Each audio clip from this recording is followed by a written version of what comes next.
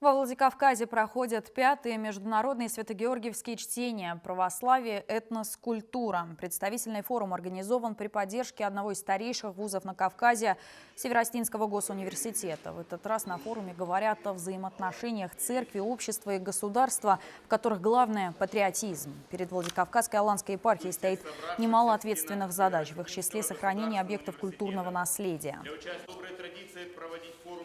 Очень большое внимание уделяется сейчас и Нузальскому храму, большое внимание уделяется Зрукскому храму. Эта работа была начата давно, но сейчас она как бы актуализируется снова.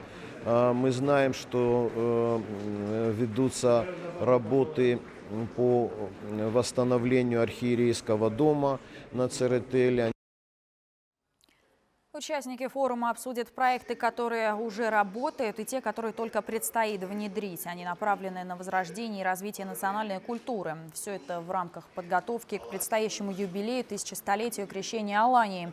Еще один важный аспект – очень важно вернуть богослужение на осетинском языке в полном масштабе.